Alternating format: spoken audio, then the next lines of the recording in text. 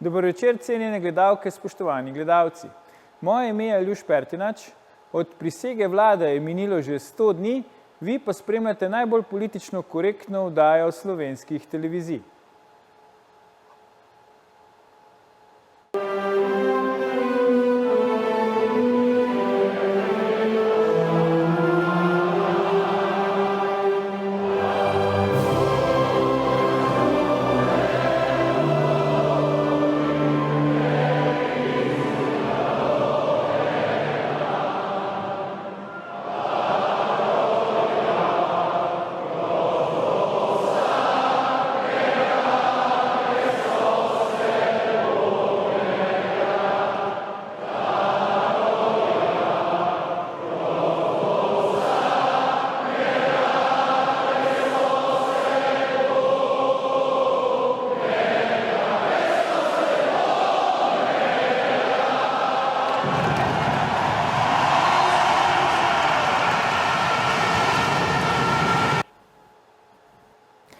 Včeraj je bil nedvomno velik dan za slovenski šport.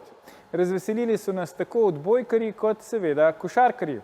Ta enotnost, ki jo fantje demonstrirajo na igrišču in ob njem, je preprosto navdušujoča. Kljub temu pa se še vedno najde kdo, ki zgolj zamahne z roko, češ, kaj bi se veselil, saj gre tako ali tako za milijonarje, ki jim je malo mar za nas navadne smrtnike. Ampak ravno to, da lahko te mega zvezdnike občudujemo v slovenskem dresu in z vsem srcem navijamo zanje, čeprav jim ne bi bilo treba krvaveti za Slovenijo, je največji čar vsega. Sedaj pa se lotimo 4. oddaje legendarne 6. sezone Faktorja na TV3. Resnica boli, komentarji še bolj. Danes bomo za vas komentirali Faktor tedna je dr. Vladimir Prebilič, afera Tarča ali kako mediji poskušajo krojiti predsedniške volitve. RTV Slovenija je v eni svojih nekoč paradnih, sedaj pa vse bolj propadlih oddaj prejšnji teden gostila tako imenovana favorita trenutnih javnomnenjskih anket. Zakaj je to v predsedniški tekmi, ki se pravzaprav niti še ni prav začela, račun brez krčmarja, bomo vprašali našega posebnega gosta, župana Kočevja, varnostnega strokovnjaka in kandidata za predsednika Republike Slovenije, dr. Vladimirja Prebiliča. Vlado, toplo pozdravljam ponovno v naši oddaji. Hvala za vabilo in vsem prav lep pozdrav z moje strani. Predlagam, da začneva na začetku, Vlado, zakaj si se ti odločil za kandidaturo za predsednika Republike? Vidimo zdaj na primenu dr. Marte Kos, da gre tu očitno za težke odločitve. Ona se je odločila, rekla, vsem nam je povedala, rada bi bila predsednica vseh vas, potem je od kandidature odstopila, tako da ona ni več v igri, ti seveda si še. Zakaj si se ti odločil za kandidaturo? Odgovor se skriva v začetku te oddaje, namreč govora je bilo o tako imenovani enotnosti in medsebojni pomoči in sodelovanju. Namreč, ko sem pred časom prevzel vodenje naše občine, občine Kočevje, je bila zapuščina sorazmerno klavrna in razvoj in preboj te občine, ki je začela z 12 milijoni, danes pa ima 36 milijonov, ki je imela 28% brezposelnost, danes pa 8%, je bil mogoče samo pod enim pogojem in to je bilo, da smo začeli ideologijo počasi izključevati ali ugašati po domače povedano in iskati tisto, kar nas v naši občini povezuje. Torej, z drugimi besedami, ni bilo pomembno, kdo kaj predlaga oziroma čigav je ta človek, ki to predlaga, temveč kakšen ta predlog je. Če je predlog dober, je dober za vse in ko smo na ta način začeli sodelovati v naši občini, smo lahko dobili ta preboj, katerega sem prej govoril. Ampak te izkušnje se mi zdijo bistvene, da bi jih prenesel tudi navzgor, tudi na raven predsednika Republike, ker menim, da je v Sloveniji vse preveč delitev, da je vse preveč nesodelovanja, iskanje tistega, kar nas ločuje in pozabljanje na tisto, kar nas v osnovi povezuje. In zaradi tega sem začel s komentarjem, namreč tako kot to velja za športnike, bi se lahko kaj tega učili tudi v slovenski politiki. Ja, zdaj glede Kočevja se mi zdi, rezultati kažejo pa tudi splošen vtis, da imaš prav. Preden si ti prevzel županski mandat, smo Kočevje poznali bolj potem, da tja ni vozil vlak, pa da so tam menda medvedi, pa včasih je kakšna šola pogorela. Povej mi, Vlado, v glavnem poslušamo v Sloveniji tudi strani politikov, da se pač ne da. Ti si očitno dokaz, da se da. Kaj ste recimo, kakšno čarobno formulo imate v Kočevju, da ste te rezultate dosegli, ki si jih ti naštel? No, kot sem že povedal, seveda prvi najpomembnejši faktor je bil tisti, da smo začeli se med seboj pogovarjati in poslušati in sodelovati. Za naše občinske svete je značilno, da so vse najpomembnejše odločitve vedno sprejete s konsenzom, nikoli ne prihaja do preglasovanja, čeprav bi lahko z vidika tudi moči, namreč moja lista danes ima veliko večino v občinskem svetu, tudi to lahko storili, pa tega ne počnemo, zato ker se med seboj spoštujemo, med seboj se poslušamo.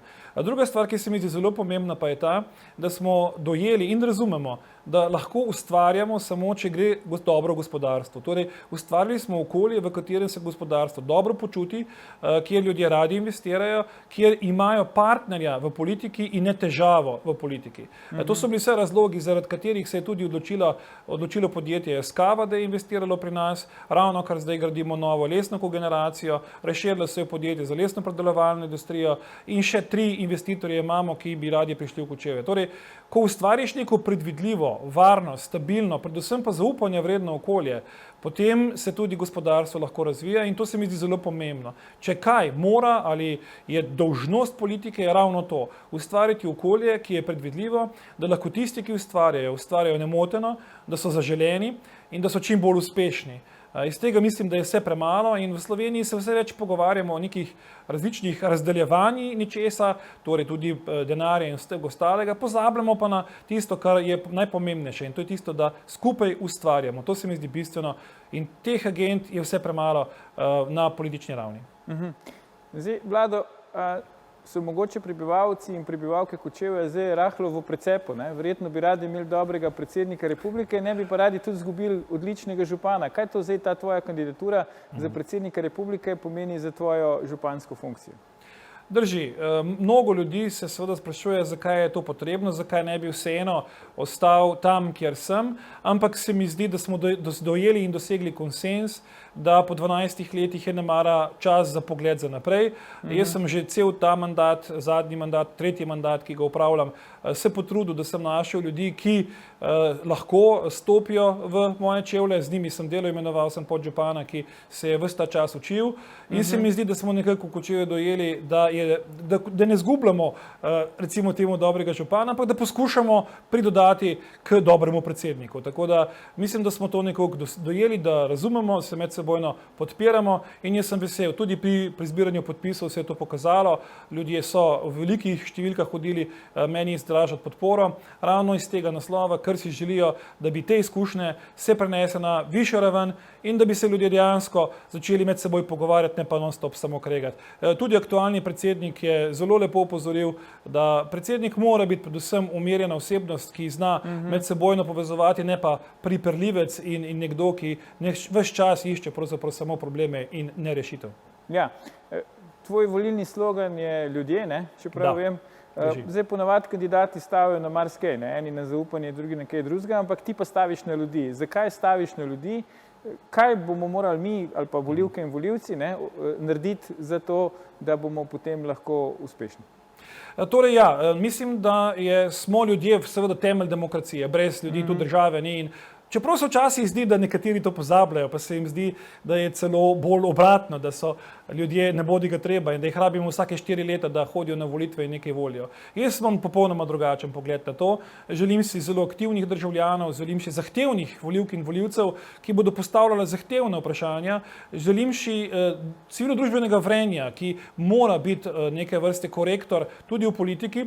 Namreč samo to je garant, da bodo tisti, ki odločajo, dejansko bili pred tem, da dobro odločajo. Namreč tudi politika potrebuje vzvod nadzora in nadzor nad politiko smo ljudje, volivke in volivci, zato bodimo zahtevni. In še ena stvar se mi zdi zelo pomembna, ko govorim o ljudeh, se zdi, da so največkrat nekateri družbeni deli prebivalcev in ljudi izključeni. Sam ne prihajam iz centra, torej iz Ljubljane, pa s tem seveda ni nič narobe, ampak vendar, če si od zunaj in prihajaš od zunaj, so te stvari še toliko bolj transparentne in nenadoma se zdi, da živimo v Sloveniji 2 hitrosti, za kar ni nobenega potrebe. Namreč Slovenija je majhna, uspešna država, ki bi lahko vključila popolnoma vse in nobenih marginalizacij se ne bi rabili iti, če bi se spet sem pri tistem pogovarjali med seboj, se slišali med seboj in rajši iskali poti iz zadreg in zagat, ne pa tisto, da bomo se neprestano delili.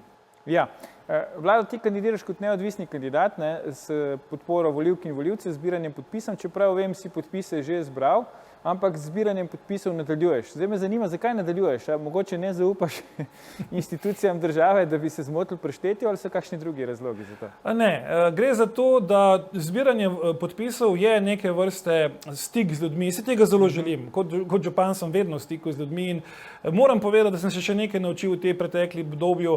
Namreč politik bi moral predvsem znati poslušati. Tega je vse premalo. Pri nas se pa zdi, da politiki in politika ve vse pravzaprav in da nam pove, kaj je dobro za nas. Ta enosmerna komunikacija se mi zdi, da je napačna.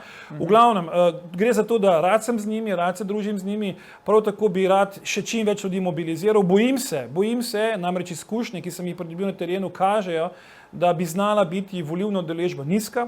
Ljudje v funkcijo predsednika ne verjamejo oziroma se jim zdi do neke mere nepomembna, kar je hudo narobe, namreč predsednik države, predsednik republike je po mojem mnenju moralna in politična avtoriteta, ne oziraje se, ali to hoče biti, namreč to mu pritiče s funkcijo in to mu pritiče tudi z načinom izvolitve. Namreč gre za osebo, ki je neposredno izvoljena in če kje, potem samo v tem primeru ljudje resnično imamo vpliv, kdo bo predsednik. Namreč naš parlamentarni sistem, kakršnega imamo, zelo zamegli sliko in ljudje so dostikrat presenečeni, razočarani.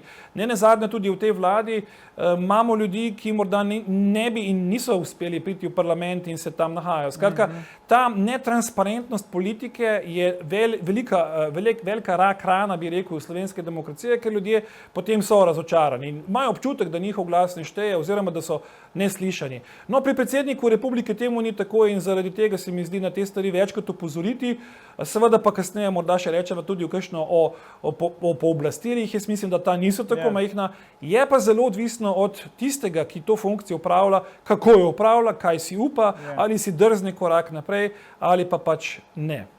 Predlagam, da si zdaj vzamemo krajši premor, ampak ne nama uiti, gledalke, gledalci, se vrnemo po oglasih, ko nadaljujeva s komentiranjem, zakaj bo dr. Vladimir Prebilič lahko uspešen v predsedniški kampanji. Ostanite.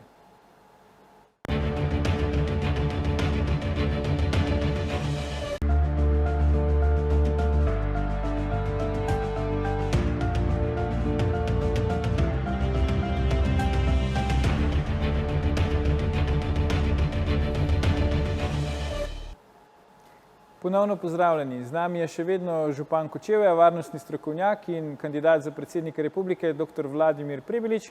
Pogovarjava pa se o tem, kako mediji poskušajo vplivati na rezultat predsedniških volitev.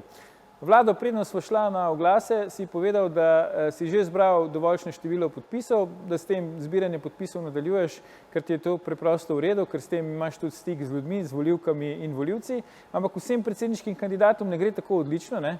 Pojavljajo se zelo resna namigovanja, da ima baje favoritka, dr. Nataša Pirc Musar, s tem zbiranjem podpisov pa kar precejšnje težave. Pa me zdaj zanima, glede na to, da vidimo, da se greš fair kampanjo, ne, za razliko od koga drugega, če imaš kakšen nasvet zdaj za njo, kako prideti do te potrebne številke zbranih podpisov. Nasvet pravzaprav ne obstaja, treba se je samo podvizati, iti po Sloveniji, spoznavati ljudi, biti čim bolj iskren in transparenten. Jaz osebno vidim, da ljudje ti namenijo podporo in podpis tedaj, ko te poznajo, ampak poznajo ne preko samo televizije in preko medijev, ampak ko te imajo priložnost srečati. Ko ti stisnejo roko, ti pogledajo oči, ko izmeniš nekaj besed, takrat je to mogoče. In moja izkušnja je, da se je to obrestovalo, veliko smo vložili časa in napora v to, ampak se mi v tem kontekstu to obrestuje. Mislim, da to je edini prav pristop in to je tista prava neposredna demokracija. Ne vsezadnje, če želiš biti v resnici predsednik vseh, seveda se srečaš na terenu z vsem.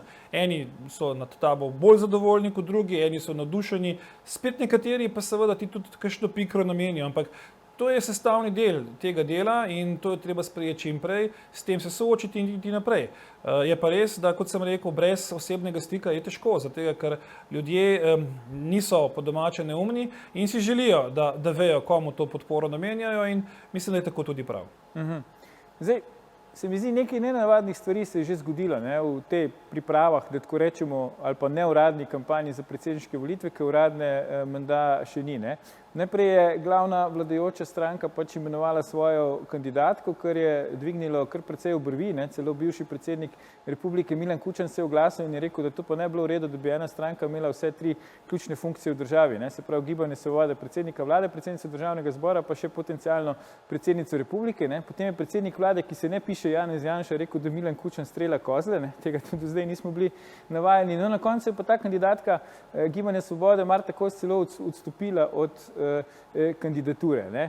Ampak se mi zdi še najbolj, kar je mene osebno presenetilo pri teh nenavadnih dogodkih do zdaj v kampanji, je bila pa poteza javnega servisa, se pravi Radiotelevizije Slovenije, ki je v eni svojih nekoč paradnih oddaj Tarča se kar odločilo, da sta glavna favorita volitev pač Anže Logar in Nataša Pirc Musar in samo njiju povabilo v oddajo Tarča, kjer bosta govorila o zakulisju pač predsedniške tekme. Zdaj, verjetno je nenavadno, da kandidata govorite o zakulisju, še bolj nenavadno pa je, da glede na to, da še nihče uradno, saj do takrat ni vložil kandidature, se oni kar odločijo, kdo sta favorita, menda na podlagi nekih javnomnenjskih anket. Ti si se na to kritično odzval, ne vem, če so se tudi drugi predsedniški kandidati, ampak ti si se. In me zdaj zanima, zakaj si se na to kritično odzval in kaj ti meniš o tem, da recimo javni RTV servis na tak način praktično 2 meseca plus pred volitvami proba že zakoličiti to debato, da sta v bistvu v resnici sam 2 kandidata, kar pa vemo, da prvič niti še ne vemo, koliko jih bo, drugič pa smo skoraj prepričani lahko, da jih bo več kot 2. Se zelo strinjam in hvala za to vprašanje. Moram povedati, da nekateri bi radi to intervencijo, ki je tudi na monitorju, prikazali zdaj kot neko užaljenost tega kandidata, ki seveda je jezen, besen, togoten in cepeta od jeze. Ampak stvar je bistveno bolj resna. Gre za to, ali imamo medije, ki v naši državi lahko delujejo normalno, torej da poročajo o stvarih takšnih, kot so, in pa ali imajo novinarji to svobodo. Namreč potem, ko sem se malo poglobil in začel zadeve tudi malo raziskovati, sem dobil občutek, da je pravzaprav ena velika zadrega ne v novinarjih, kot cehu, ampak tisti, ki s temi mediji upravljajo. Torej, novinarji so v zelo težkih situacijah, jaz bi lahko uporabil besedo dosti nemogoči situaciji, ko se od njih dobesedno nekaj zahteva in pričakuje in se jim jemlje to svobodo in predvsem profesionalno etiko, ki jo brez dvoma slovenski novinarji imajo. In to je zaskrbljujoče. Namreč, mediji, kot mediji zdaj govorim, če ne funkcionirajo tako, kot se od njih pričakuje, potem seveda imamo problem najprej z obveščenostjo, z različnimi potencialnimi manipulacijami in najpomembnejše, to seveda bistveno lahko vpliva na demokracijo. Kot sem rekel, iz tega nisem naredil zaradi tega, ker bi sam sebe reševal ali se želel nekako izriniti ali pa poriniti v prvi plan, ampak zato, ker je stvar bistveno bolj resna. Tudi če jaz ne bom izvoljen, bom rekel po domače, nič hudega. Hudo pa bo, če bo ta praksa postala normalna, kot modus operandi, ker menim, da v takem primeru imamo težave s slovensko demokracijo in tega me je resnično strah in kot sem rekel, jaz verjamem, da bi novinarji tudi kdaj delovali drugače, kot delujejo, ampak mnogokrat so žal prisiljeni delovati tako, kot je bil v tem primeru. Pravilno je bilo ugotovljeno, danes še nihče od nas ni formalno vložil kandidature, ker za to tudi še ni čas. In zaradi tega bi seveda bilo prav ali obravnavati vse enako, ali pa ne obravnavati nikogar. Če seveda izberemo od tega, koga bomo in koga ne bomo obravnavali, se mi pa zdi, da je to na nek način nefair in kaže na to, da bi lahko stvari šle v napačno smer. Dolžan sem bil na to opozoriti še enkrat z vidika slovenske demokracije. Ja, je pa res, da si ti med prvimi napovedal kandidaturo, ampak ker formalni postopki pač še z tega vidika niso stekli, bi tudi jaz recimo lahko zdaj rekel, da sem kandidat za predsednika republike. Brez težav. Mi je pa res nenavadno, tudi iz profesionalnega vidika, ker vemo, recimo naša oddaja Faktor nikoli ni več kot 2 gosta praktično, medtem ko v oddaji Tarča sem jih jaz enkrat naštel tudi že 9, skupaj s tistimi, ki so se vključevali iz terena. Tako da je nenavadno, da so se odločili samo za 2 kandidata. Slutiš mal ali pa napoveduješ, da bo cela kampanja z vidika pač teh mainstream medijev poskušana voditi na ta način, da se bo cela debata zgostila samo okrog teh 2 kandidatov in kakor tega antagonizma, se pravi Janša, ne Janša. No, jaz si želim, da temu ni tako. Namreč oba kandidata, ki sta bila v oddaji, predstavljata pač svoj pol. Ne. En bi tako imenovani desni, drugi levi, ampak že uvodoma so se pogovarjali o tem, da če kje, potem na funkciji predsednika resnično potrebujemo kaj več kot samo pol oziroma predstavnika iz enega miljeja, političnega miljeja. Namreč rabimo nekoga, ki bo potegnil stvari naprej, ki bo stvari povezal. Nenazadnje je pred Slovenijo ogromno izzivov, ki so povezani od draginje v prehranski verigi do težav z varnostjo, da ne omenjam energetskih izzivov in tako naprej. In mislim, da če ne bomo v teh kontekstih stopili skupaj in če ne bo tudi funkcija predsednika v tem kontekstu pomagala in iskala rešitve, in če se bomo zapeljali kontra po poti, da bomo samo se kregali med seboj, potem nas bo vse resnično zelo bolela glava. In tega mislim, da si Slovenija ne zasluži. Jaz mislim, da bi tukaj v tem kontekstu lahko mediji odprli v ta prostor in povabili še koga drugega. Mislim, da nas je nekaj tistih, ki si želimo nekaj povedati, iskreno mislimo, trdo delamo in bi bilo škoda, če bo to modus operandi. Ampak jaz ne bi vrgel puške v koruzo, nisem pristaš takšnih razlag in razmišljanj. Verjamem, da smo se iz tega vsi nekaj naučili in jaz vseeno upam in se veselim, da se bomo lahko srečali vsi v studiu in si stvari tudi izmenjali. Navsezadnje je prav, da imajo ljudje dovolj informacij, na podlagi katerih si lahko odločijo in izberejo tisto, kar je po njihovi meri najbližje oziroma tistega, za katerega menijo, da bo lahko opravil to, kar se od njega pričakuje. Ja, zdaj rekel si, ne, ena kandidatka naj bi predstavljala levi pol, drug desnega, ampak ti povem, recimo, jaz imam tukaj nekaj težav, pa te bom pol prosil, če mi jih pomagaš razrešiti, ne, ker recimo jaz sem po srcu levičar, to ni nobena skrivnost in Nataša Pirc Musar, ne vem, kako je lahko ona, recimo moja predstavnica, delala je za Donalda Trumpa, ne, pač soprog njen je tajkun, skratka, težko bi rekli, da neki hardcore levičarji v njej vidijo svojega predstavnika. Po drugi strani pa tudi dr. Anže Logar, ne, mislim, da on kandidira pod sloganom Skupaj, ampak vemo, ne, par mesecev nazaj smo imeli parlamentarne volitve, kjer je v bistvu so se izkazale kot še eden v vrsti referendumov proti Janezu Janše in Anže Logar je bil vendarle del te ekipe Janeza Janše, bil je zunanji minister v njegovi vladi, tisti, ki je pošiljal zelo glasna pisma v Bruselj, ne, da pač pravna država v Sloveniji ne deluje in tako naprej. Ti imaš veliko izkušenj z volitvami, ker si pač že toliko časa župan, tudi si nastopil na volitvah. Kako zdaj predreti na eni strani, bi rekel, to medijsko blokado, na drugi strani pa tudi te koprene, ki jih zdaj kandidati, pač te dimne zavese, ki jih kandidati spuščajo ali pa spuščate recimo, da bi potem ljudje, volivke in volivci res prišli do bistva, ob tem, kot si že prej rekel, da se jim pač zdi, ne, verjetno tudi malo po zaslugi aktualnega predsednika republike, da ta funkcija tako ali tako ni posebej pomembna. To je zelo zahtevno vprašanje, po mojem bi potrebovala celo oddajo, da bi se o tem vse pogovorila, ampak vendar, mogoče nekaj dejstev. Se strinjam, v Sloveniji levo, desno, če zdaj govorimo o političnem spektru, je zelo težko dejansko profilirati stvari. Z povedanim se popolnoma strinjam. Jaz osebno imam tudi težavo v tem, kdo je danes levi in desni, pa ne zaradi tega, da seveda kaj ne rečem, da je težko karakterizirati nekoga, ampak dejstvo je, da gre za, vsaj po mojem mnenju, za določene stopnje zavajanja, prilagajanja, izvijanja iz različnih zadev in pa tudi mogoče celo potvarjanja nekaterih dejstev. Tega je vse preveč in seveda edina obramba v takih sistemih in da pridemo do neke, recimo temu resnice ali pa vsaj približka resnice, sta samo dve in to so neodvisni in profesionalni mediji, ki vedno znova je njihova naloga, da na te stvari upozorijo, da izpostavijo in da preprosto ne kupijo vsega, kar se proda na prvo žogo. In drugo, še bolj pomembno, da smo ljudje zelo aktivni, da spremljamo, kaj se dogaja, da postavljamo vprašanja in se ne pustimo zavesti. Torej, da smo na nek način zelo aktivni, izobraženi v smislu vedenja, da stvari poznamo in nas enostavno ni mogoče po domače preveslati. Zdaj seveda, če umanjka prvi del, je drugi del toliko težji. To je dejstvo, namreč v poplavi različnih informacij, vsi poznamo od Trumpove zgodbe fake newsov, je danes možno prav vse. Torej, če nimamo mi dejansko pomoči servisa v stroki, ki bi tukaj nam omogočala nekatere stvari tudi preverjati, dokazovati in tako naprej, potem seveda je to bistveno težja naloga. Ampak še enkrat, naj se vrnem na začetek, jaz mislim, da ljudje vseeno imajo neko intuicijo, stvari tudi razumejo In če bodo resnično se malo poglobili, bodo tudi sami hitro ugotovili, koliko je resnice v tistem, kar posamezni kandidati govorijo.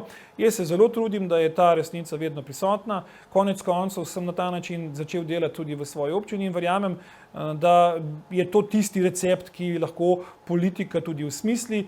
Namreč jaz bi želel, da bi ne bili samo politiki, ampak da bi bili tudi malo državniki. Kaj to pomeni? Torej ne samo, da preživimo nek mandat nekje, ampak da sprejemamo odločitve, ki niso nujno vedno popularne, ampak so pa nujne za to, da lahko naš narod in naša država prosperira na dolgi rok.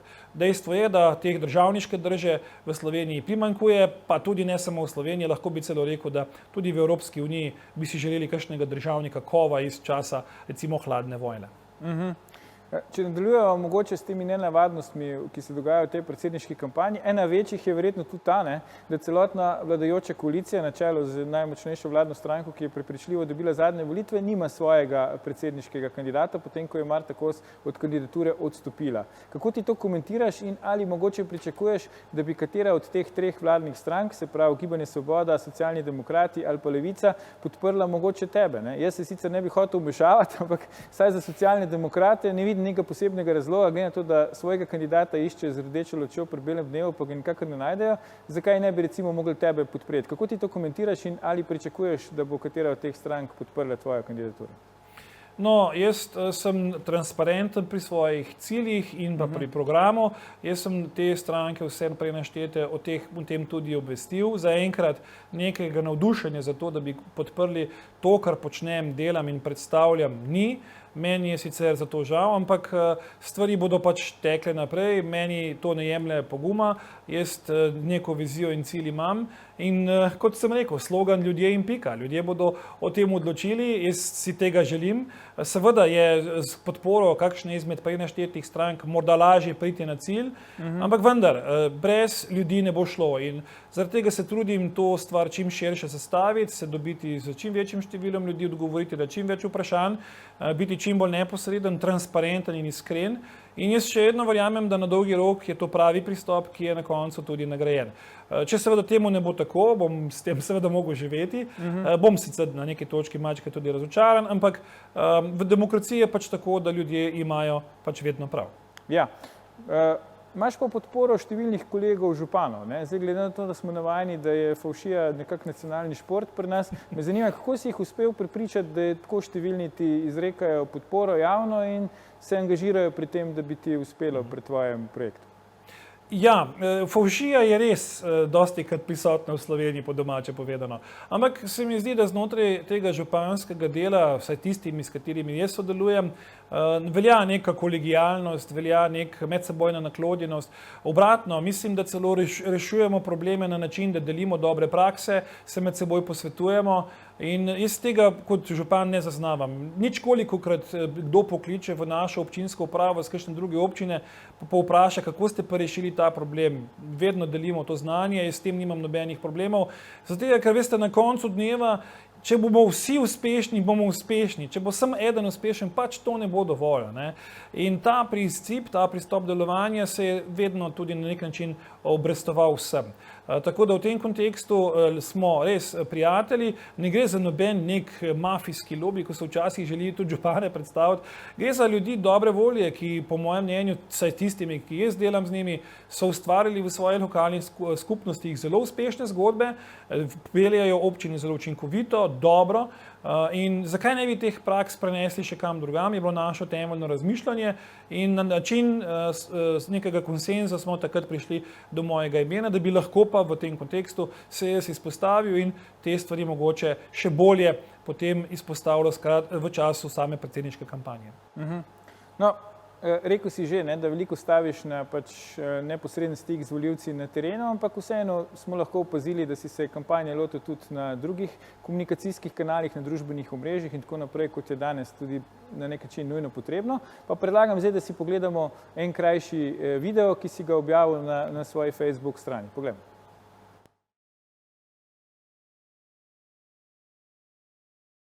V bistvu imam zelo rad atletiko.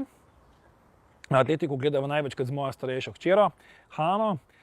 in komentirava različne rezultate in tako naprej. Sicer pa osebno mi je zelo blizu košarka, ker sem jo tudi sam igral in jo tudi spremljam, in pa odbojka, kjer sem zelo zadovoljen in vesel, da gre našim fantom tako dobro, kot jim gre.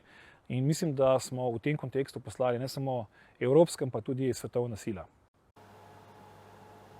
Zdaj, saj, kar se športa tiče, ne, lahko ugotovijo, da tako kot aktualni predsednik republike s tem ne boš imel težav, če bo treba podpirati naše športnike na največjih tekmovanjih. Me pa vseeno zanima, Vlado, vem tudi malo iz lastnih izkušenj, stati pred kamero ni vedno najbolj prijetno. Ne.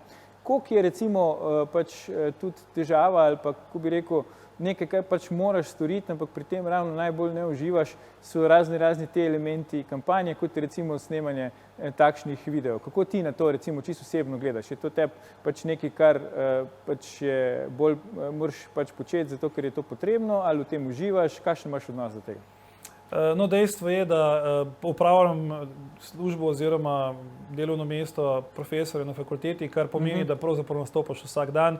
Jaz s tem nisem imel nikoli težav, pa ne zaradi tega, nekateri bi rekli, koliko je samo všečen, pa se rad kaže, ampak zaradi tega, ker rad delim tisto, kar znam z drugimi ljudmi in mislim, da to mi gre dobro in to rad tudi počnem. In sem tudi že povedal, ukolikor mi bo uspelo na predsedniški tekmi biti potem izvoljen, si želim vsaj v nekem kontekstu ohraniti minimalno število ur, toliko, ko jih pač zakon omogoča, da bi naprej bil vključen, kako mladi razmišljajo, delajo in da jim tudi kakšne izkušnje prenesem. Sicer je pa tako, res je, ene stvari je treba pač posneti, ampak jaz poskušam ne igrati, resnično ne, in to, kar pač povem, to je. Ne. Zdaj, tisti, ki morda ne verjame, ne me malo bolj spremlja, pa bo videl, da v bistvu ničesar ne skrivamo in to se mi zdi, da je pravilen pristop. Torej, biti z ljudmi iskren, morda nisi vedno uspešen pri tem, včasih tudi pihneš mimo, ampak naučil sem se, da je boljše to, kakor biti ves čas narejen ali biti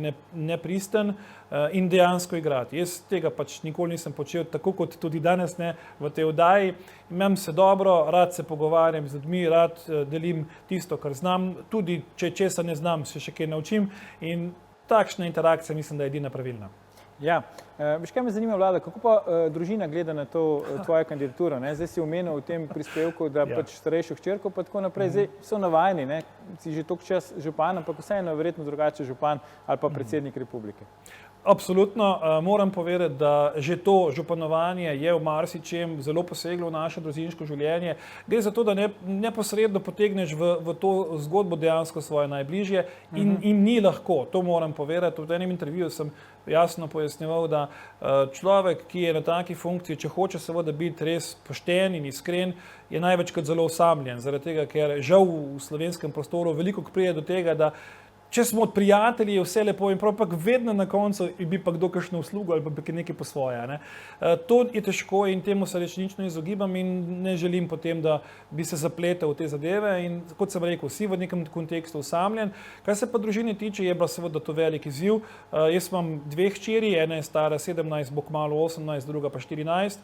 Mi smo se temeljito doma pogovorili, ni jim povsem lahko. Po drugi strani pa smo na koncu sklenili, da če lahko kaj pridonesem k temu, kar sem tudi na lokalni ravni, na ravni Republike Slovenije, potem je tudi taka žrtev smiselna.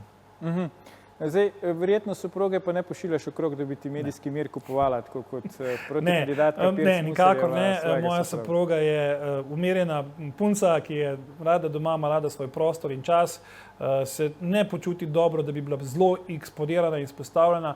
Ne ona, ne sam nisva obremenjena s tem, da bi bila vedno na raznih prvih linijah in v prvih vrstah. Takrat, ko je to potrebno, seveda se to stori, nimamo podobene travme v narekovajih iz otroštva, da bi se vedno metala v prve bojne linije. Je pa res, da seveda korektno delamo tisto, kar je potrebno in mislim, da je tako prav. Sva pa normalen slovenski par, vsak hodi v svojo službo in se trudi po svojih močeh vzgajati svoje otroke.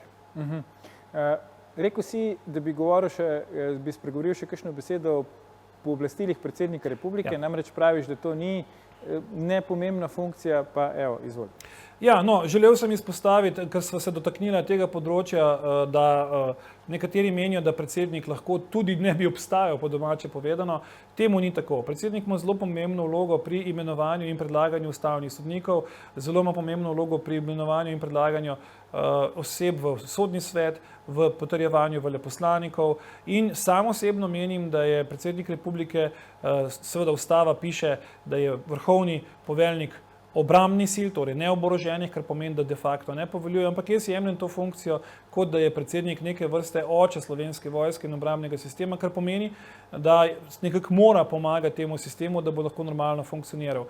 To so vse razlogi, kjer mislim, da bi sam bil rad bistveno bolj prisoten, da bi rad bil bolj aktiven, tudi v kontekstu geopolitične situacije, s katero se srečuje tako Evropa kot posledično Slovenija. In mislim, da lahko k temu veliko pridodam. To ne pomeni, da aktualni predsednik ni bil aktiven, daleč od tega. V mednarodnih odnosih mislim, da je bil zelo aktiven in marsikatero stvar je izpostavljal. Sam osebno bi pa tukaj nekatere stvari dopolnjeval, zlasti na notranjem političnem področju, ki sem jih že prej omenil, seveda predvsem do relacije, do obrambnih kapacitet naše države. So pa še dve teme, ki sta dostikrat izpuščene in prezrte in jih sam izredno zagovarjam. Prvo so mladi. To, da so mladi izključeni iz družbeno-političnega življenja, se mi zdi absolutno napaka, namreč ravno odločitve, ki jih politika danes sprejema, bo se dotaknila njih v prihodnosti, torej njih je treba vključevati v družbeno-politično življenje. Zaradi tega sem tudi predlagal tisti predlog, da bi 16 leti mladi imeli volilno pravico. In druga stvar, ki se mi zdi zelo pomembna, je okoljevarstvo oziroma trajnost. Vedno znova ugotavljamo, da bi bilo nekaj potrebno storiti in mladi nas na to opozarjajo, hodijo s transparenti po Ljubljani, Planeta Beni in podobno. Ampak vendar, kadar pridemo do tega, da je treba nekaj realno postoriti, torej nekaj implementirati, ko je treba se odločiti o nekaterih težkih odločitvah, ki bodo nedvomno pomenile nižji ali pa tisti moment slabši standard za vse nas, ampak na dolgi rok brez njih ne bo šlo, ker resnično živimo na enem planetu, takrat umanjka neke volje. In to voljo jaz imam, želim si to voljo, zaradi tega sodelujem s stranko Vesna, ker so res eksperti na tem področju in sem že javno povedal, ukolikor bom stopil skozi predsedniško palačo ali te dvore, želim imenovati tudi predstavnika oziroma svetovalca za trajnostni razvoj Republike Slovenije, ker samo na ta način in z vztrajanjem bomo lahko kaj tudi spremenili. Nesprememba pomeni vzdrževanje nevzdržnega stanja, ki na dolgi rok nas bo ujelo in vsi bomo imeli s tem zelo veliko težav. Skoraj čisto na koncu oddaje sva Vlada, tako da za konec lepo te prosim, če lahko na kratko, kaj je tista ena stvar, ki ti je pri aktualnem predsedniku Republike najbolj všeč in bi jo ti posnemal oziroma še naprej ohranjal, če boš izvolil? No, jaz mislim, da je ravno ta zunanje politični angažma, galantnost, dostojanstvenost, tudi njegove strokovno znanje, to so stvari, ki si jih želim definitivno prevzeti ali pa povzeti in jaz nimam nobenih težav, da bi gospod aktualni predsednik kdaj tudi svetoval. Jaz sem odprt za te stvari, ker če sem se kaj naučil v svoji 23-letni akademski karieri, je, da nihče ne ve vsega in da se moramo bati ljudi, ki vejo vse. Torej, če nečesa ne veš, je to samo dobro in če lahko kdo v tem kontekstu pomaga, je vedno dobrodošel. Ja, dr. Vladimir Prebilič, najlepša hvala za tvoje današnje gostovanje v naši oddaji. Gledalke, gledalci, to je bil o tem, kako mediji skušajo krojiti predsedniške volitve, že 760. faktor na TV3. Glejte naše oddaje tudi ta konec tedna, mi pa se v živo spet vidimo v ponedeljek, ko bomo komentirali, čigava spužva je civilna družba. Ne zamudite, predvsem pa ne pozabite, ni vseeno, kdo kaj reče.